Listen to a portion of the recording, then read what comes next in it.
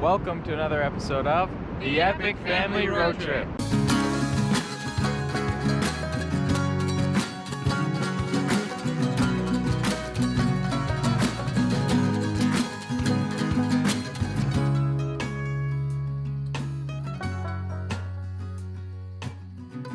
Hey, did you catch that awesome new intro with Lando running in front of the two Jeeps?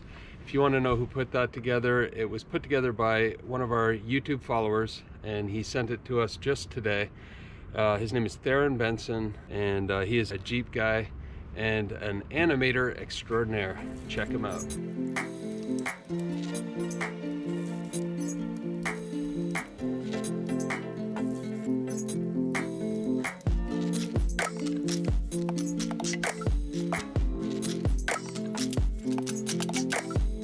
Hey guys, this week we're going to do something a little different. We're doing a Q&A video. It's been a while since we've done one, and we're sitting still here at least for the last couple of weeks and maybe another week or so in one place. So we thought it would be a perfect time to bring you a Q&A video. We asked on Instagram for you to ask us some questions, and we got over 60 responses. So some of them were duplicates. We put them all together, and hope you enjoy this question and answer video.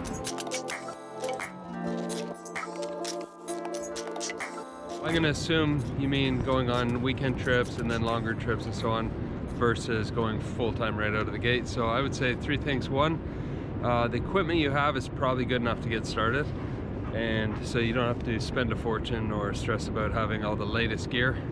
Number two, I would have to say as long as you have food, water, shelter, warmth, the basics, you're going to be good and you're going to have a great time. And number three, I would just say have fun. You're going to build awesome memories together as a family. For fresh water storage, we have two 5.9 gallon front runner water tanks that we keep on the roof rack. When we're in the States or in Canada, we use those two 5.9 gallon water jugs, but when we're going international, we have a bigger front runner water tank, which is about 17.9 gallons that we'll also have on the roof, and it's all plumbed in.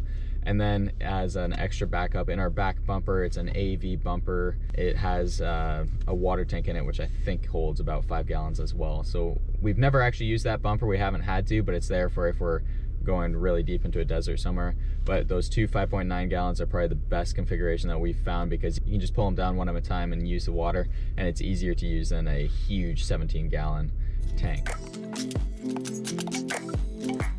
To answer that properly, first of all, I think the more capable of a four-wheel drive you have, the more places you're going to push and go. So if you remember our avalanche video, if our Jeeps weren't built the way they were, we wouldn't have even attempted to go over the avalanche. So if you have a very capable vehicle, you're going to push into more rougher trails and more wild off-road situations. So that's kind of the answer.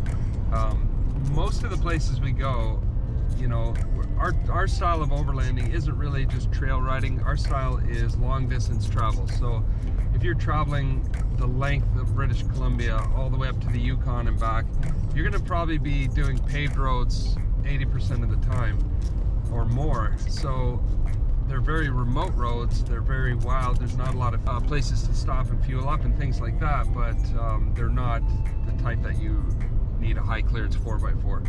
So we recommend you do have that just in case you get off the road, and when we camp we're off-road, we get off on the trails, but the actual driving is usually paved or dirt roads. So I think the biggest piece of gear that's the most beneficial to our style of travel would be our auxiliary tanks, because when you get way out in the remote areas, there's not a gas station on every corner, and your auxiliary fuel tank's going to be your best friend. I hope that answers your question.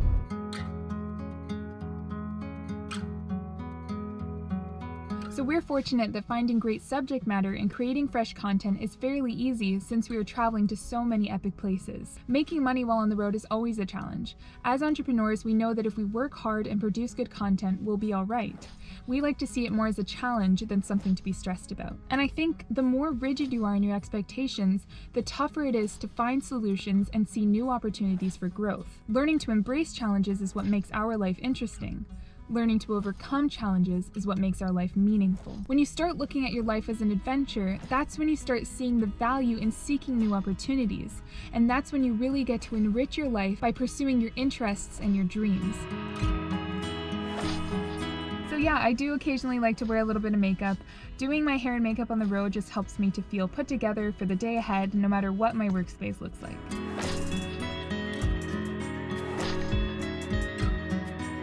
I'm gonna get it down and then Carol will talk about it. So a lot of the times when we're in wilderness areas, we have the convenience of a table which has a wash bucket. So it just slides into the roof rack like that, and you just open it up. If you've been on dusty trails, you gotta wipe it down, but we've had a lot of rain, so it's pretty clean. So that makes it a nice work area. I'll let Carol show how it works. This just kind of fits right in. And there's my sink. And then I have the front runner water that I usually will put out here so that I can do my dishes. I do them really simple.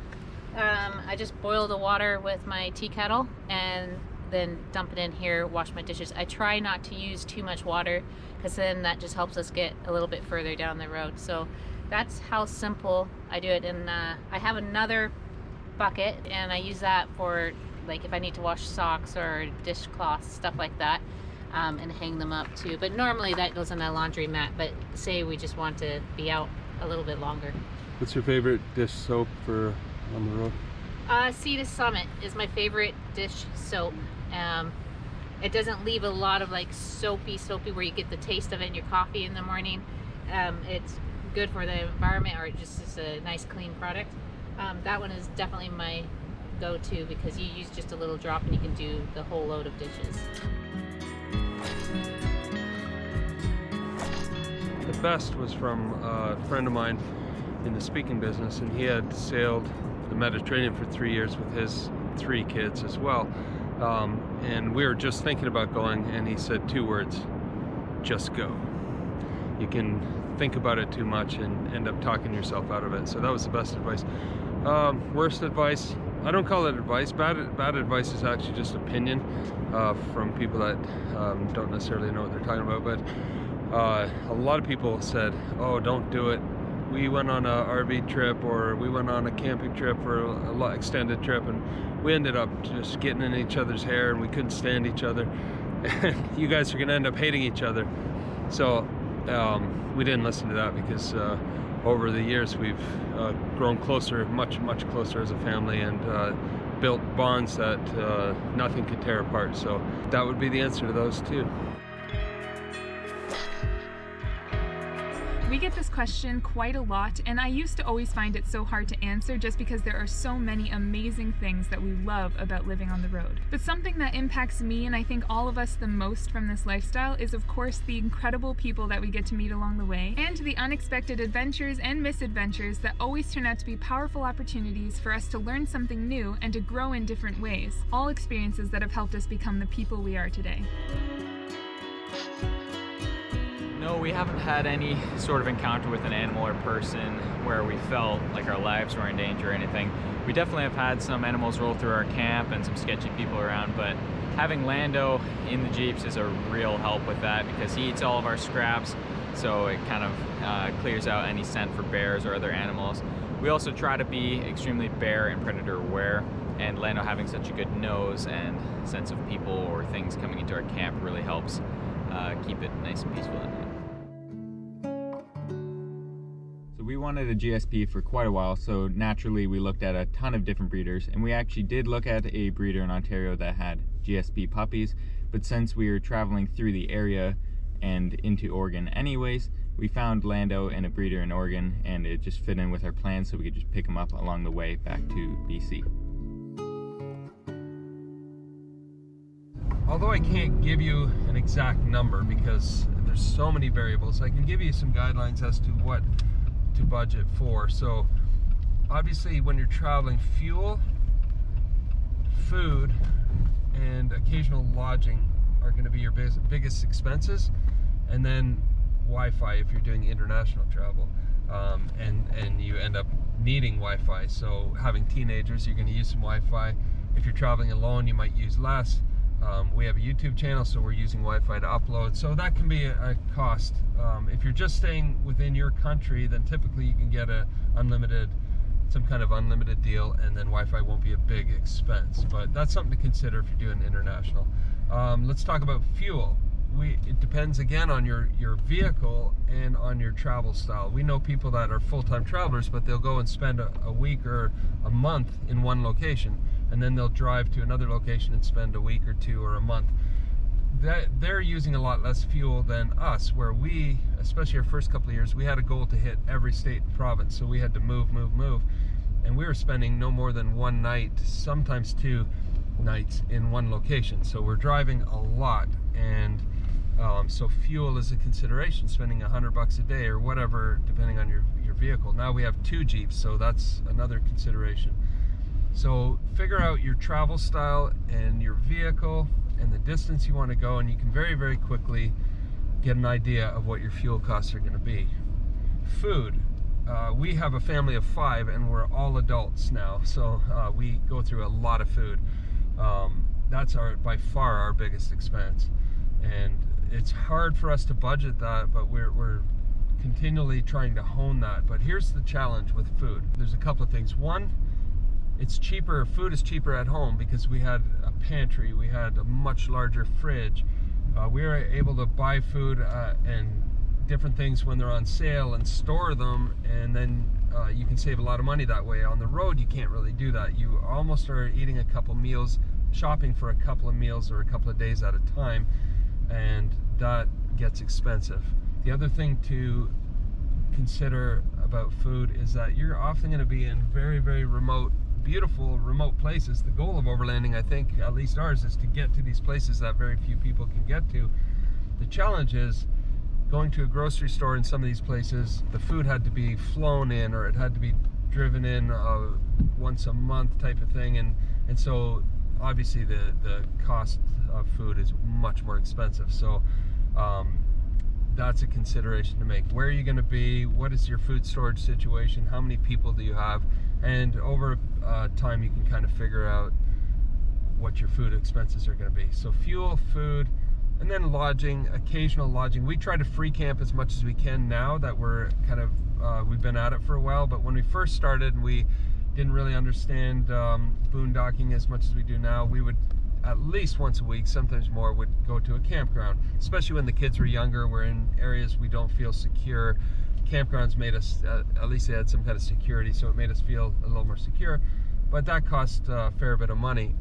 We now have reduced our budget on that by free camping as much as possible, and so that's something you need to consider. What is your camping style? If you're traveling long distances across country, you're going to find yourself in situations where you're not going to have wilderness free camping situations all the time available, so you're going to have to occasionally put up in a motel or a hotel or a campground. So again, I can't give an exact budget because you have to understand your style of travel, what you're planning to do, but I hope you've got some ideas from what I shared with you. One of the top, most incredible destinations for a road trip in Canada, but I also think in the entire world, is the Icefield Parkway in Banff National Park. Another epic one in Canada is the Cassiar Road to the Yukon. That's one we did recently, and it's amazing to get to see northern Canada with all its wildlife, the northern lights, and beautiful scenery. My favorite destination in Canada is Newfoundland and Labrador because of its remote fishing towns and epic overlanding trails. There's so much to do in Newfoundland and Labrador, like getting to see where the Vikings landed in Lanceau Meadows, or getting to hike to the mantle of the earth. One of the best places in Canada is also Vancouver Island. This is such a fun place to road trip as a family. There's tons to do and so much to see. Well, there's about 229,292 clicks on Vandy and roughly 45,000 on Worsley. There would be more on Vandy, but for the first few years of travel, we towed the Jeep, and that saved it from clicking up kilometers without us driving on it. For high mileage maintenance, we always take the Jeeps in before we get an oil alert warning, so we'll take them in when there's still like 1,000 or 2,000 clicks to go before they'll actually need to get their oil changed. And then we always do the best, which is like ultra premium synthetic oil, and then we do a synthetic filter in it as well. And then on top of that, we just try to drive carefully. We're not looking to destroy our vehicles out on a trail all the time. We're trying to get somewhere. So we do good driving habits and just maintain the vehicles all the time. I use the shank a lot of the time. You've seen me use it where I can have my cast iron over the fire and it's off of the ashes, and I can also turn it away when I'm restoking the fire or, you know, building it back up, moving things around, so the ashes will go out that way and I can just swing it back in place. And then the other style of cooking that I like is when you don't have this like a ring, I can just move all the ashes down to one area where I'm cooking, and then the fire is off over here, and that keeps it separate, and I can control the temperature of the food a lot better. And how about soot getting on all your gear? Normally I haven't had that problem.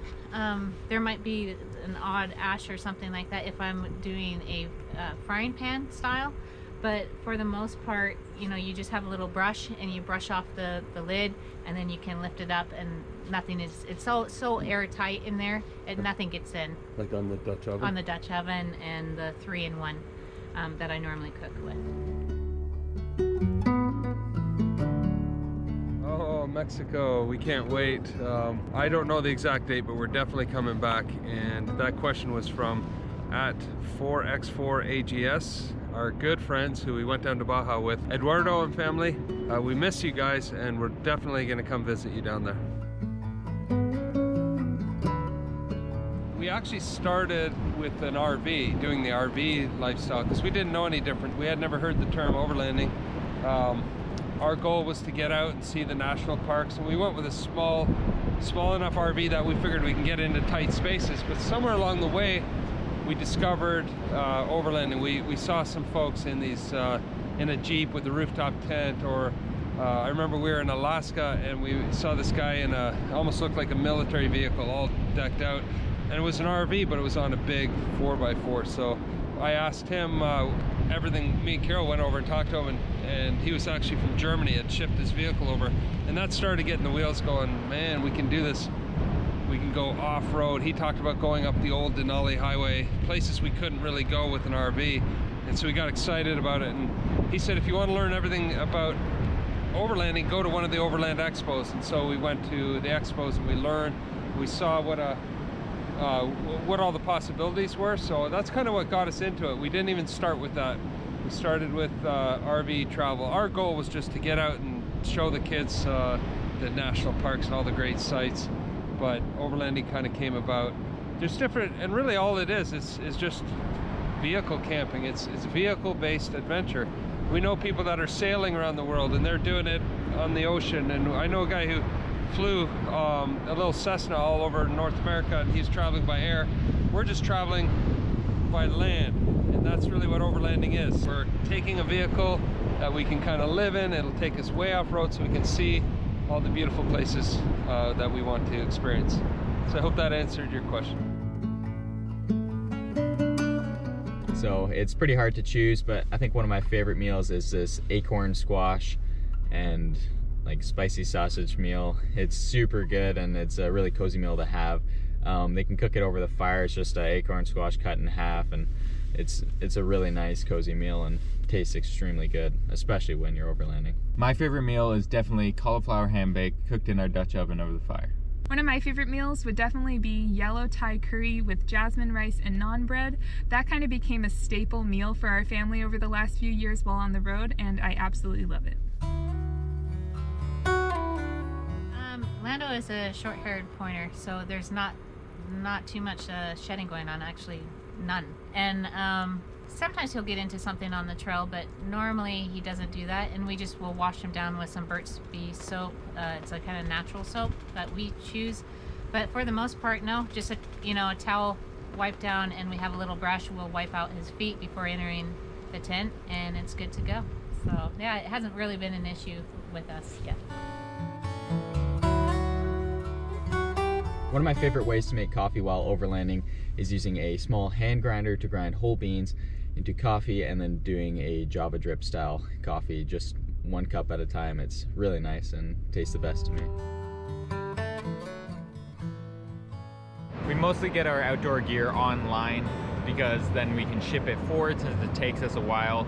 If we know we're going to be in a town at a certain time, we'll ship it there and pick it up because we're often in the bush. But then bigger stores, it's usually Cabela's, REI, or MEC in Canada.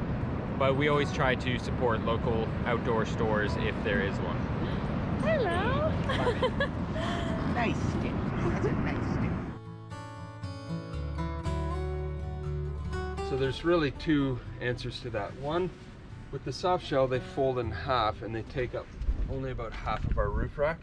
So we always needed this space up here for luggage, lots of extra baggage and water jugs and so on.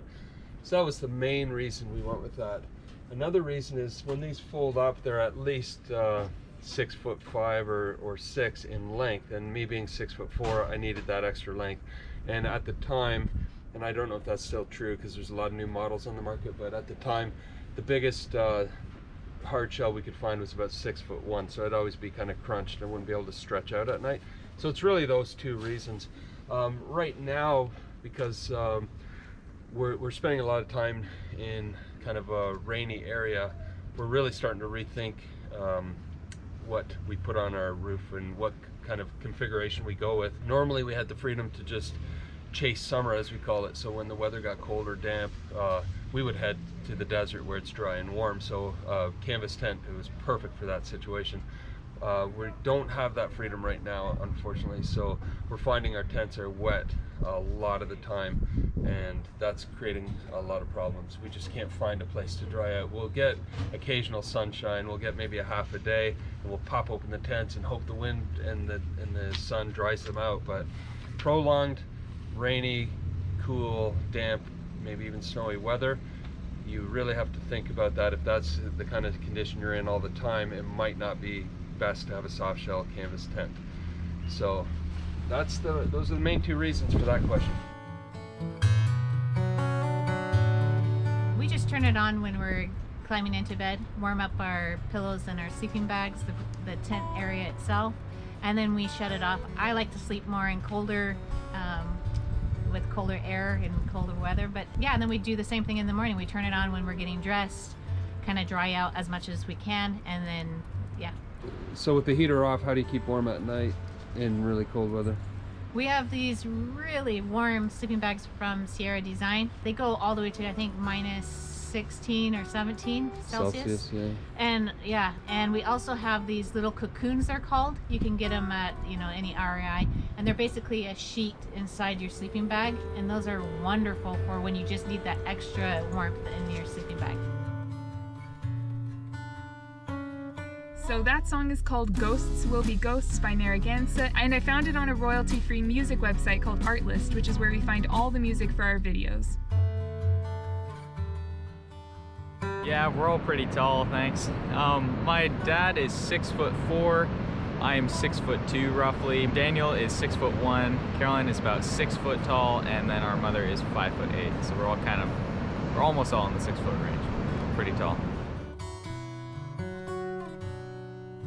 Wow, in the last 5 years, I'd say in terms of a difficult day, that was when Pete was diagnosed and we ended up in the hospital with him. All is well that ends well, but that was a tough day for us as a family. In terms of difficult trip, that's more physical difficulty. That was when we were up in the snowy mountains and we were stuck up in that pass. It was a good old workout, but it also was a time for us as a family to really work together as a team, and that was a lot of fun.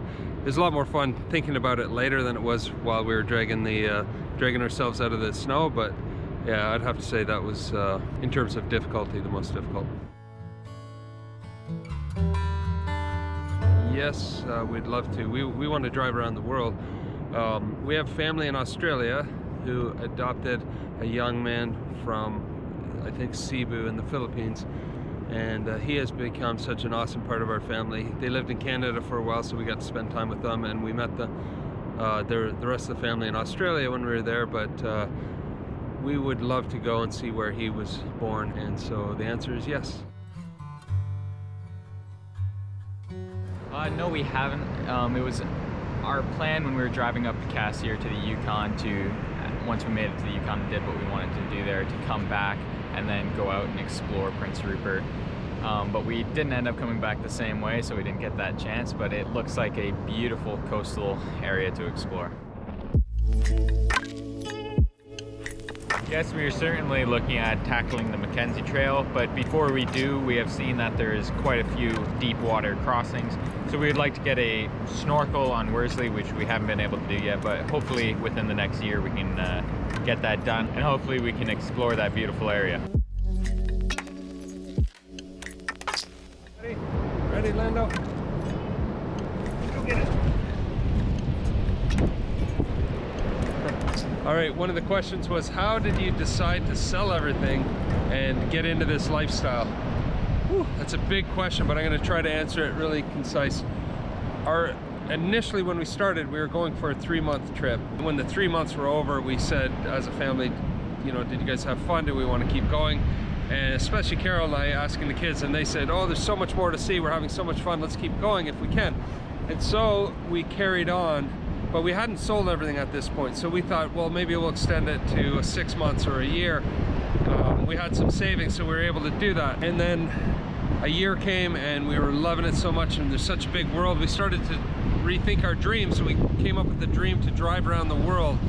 So, but there was a bit of a process to that, to coming to that mindset. So initially it was a desire to spend time together as a family and see awesome things and experience awesome things. And along the way, we had the opportunity to go to Haiti. So I always talk about these 3 kind of catalysts that ushered us into this lifestyle. The first was our experiences in Haiti, and we were there with a group of people bringing some solar lights to a very poor village. But that whole experience really opened our eyes to a much bigger world, and we came back thinking, you know, we don't need so many things, and we can be so materialistic in first world countries, and we see sometimes in a third world country, yes, they're poor and they're suffering under that poverty, but we came out of there saying we don't need so many things, and experiences together as a family and being able to focus on family life was much more valuable to us than having more and more things. So that was the first one. The second one was we were hiking in California. We're climbing a hill in Joshua Tree National Park, and my phone kicked into cellular service halfway up the hill, and all of a sudden I started getting these messages from my brother, who was kind of house sitting for us at the time. We still had our house, and he said he checked in every week, and one day when he showed up, the place had been ransacked and everything was stolen from our house. And that was kind of the second catalyst for helping to take what we learned in Haiti, not being so materialistic, and then all of a sudden everything we had worked for and everything we thought we had valued so much was taken from us. That helped get us to the next level. And then the third one and the final one was when young Pete was diagnosed with type 1 diabetes on the road, and he was starting to lose weight and to get very ill rapidly, and we took him into the hospital, and he ended up in the ICU to recover from ketoacidosis, which had set in. We didn't know what any of this was. We just thought he was growing and losing weight at the same time.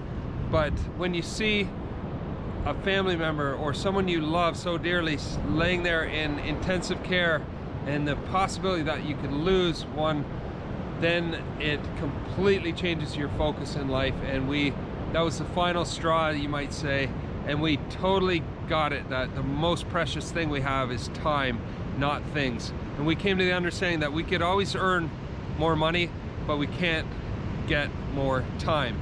And so that was it for us. We carried on. We learned how to make money while on the road so that we could kind of sustain this lifestyle. And we're gonna carry on. One of the other questions I might as well answer with this, the other question is, how long do you see yourself traveling? Are you gonna settle down? Are you gonna stop? We don't know the answer to that, but as of right now, we're enjoying this lifestyle so much. We're enjoying our time together. Our kids are growing up, so they won't be with us for that much longer. And so we're not in a hurry to change anything, that's for sure.